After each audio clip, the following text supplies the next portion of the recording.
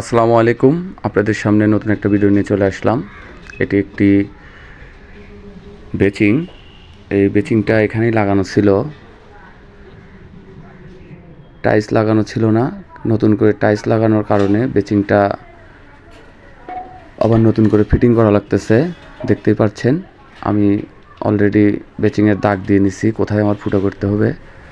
দাগ দেওয়ার পরে আমি এখন ফুটো করব। দেখতে থাকুন কিভাবে আমি এই বেসিনটা ফিটিং করি। এই বেসিনটা এখানেই লাগানো ছিল, টাইলস লাগানোর কারণে বেসিনটা খুলে রাখা হয়েছে এবং পরবর্তী টাইলস লাগানো শেষ। এখন বেসিনটা আমি লাগিয়ে দিচ্ছি। দেখতে থাকুন কিভাবে আমি বেসিনটা লাগাই। এখানে দুটা বেচিং নাট লাগবে। বেচিং নাট না লাগার কারণে এখানে আমি দুটা ছিদ্র করতেছি।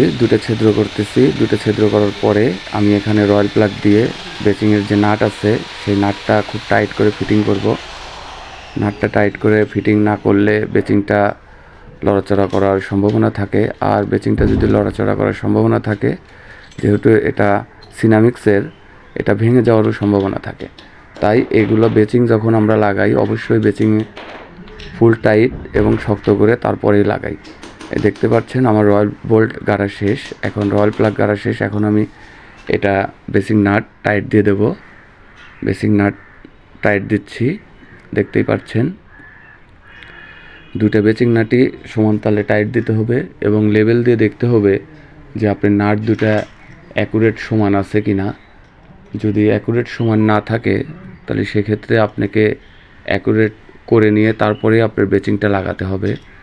কারণ বেচিংয়ের যে প্লাস্টিকের যে ওয়াশারটা আছে, এটা অ্যাকুরেট না হলে আপনার ওয়াশারটা ঠিকমতো ফিটিং হবে না। আর ঠিকমতো ফিটিং না হলে আপনার বেচিংটা অ্যাকুরেট মেজারমেন্টে আসবে না। আর অ্যাকুরেট মেজারমেন্টে আসার জন্য আপনার নাটটা আগে আপনার মেজারমেন্ট করতে হবে যে নাটটা অ্যাকুরেট সোজা আছে কি না। দেখতেই পাচ্ছেন নাটটা আমি অ্যাকুরেট লেভেল করছি।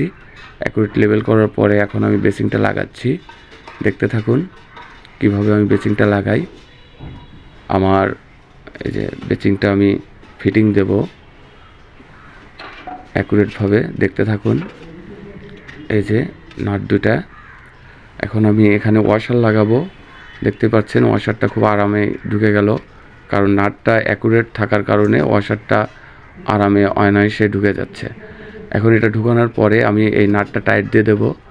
নাটটা টাইট দেওয়ার পরে তারপরে আমার বেচিংয়ের যে কাজগুলো আছে সেগুলো করে আমি বেচিংটা কাজটা সম্পূর্ণ করব।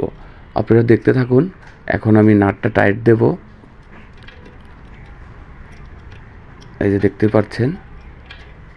আর অবশ্যই আপনাকে হাতের টাইটে বুঝতে হবে যে আপনি কতটুকু টাইট দেবেন, কারণ এটা সিনামিক্সের বেচিং।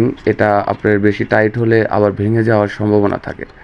তাই আপনি যখন টাইট দিবেন অবশ্যই এটা আপনার হাতের মাপে টাইট দিবেন, যেন বেশি টাইট না হয়, কারণ বেশি টাইট হলে এটা ফেটে যাওয়ার সম্ভাবনা থাকে।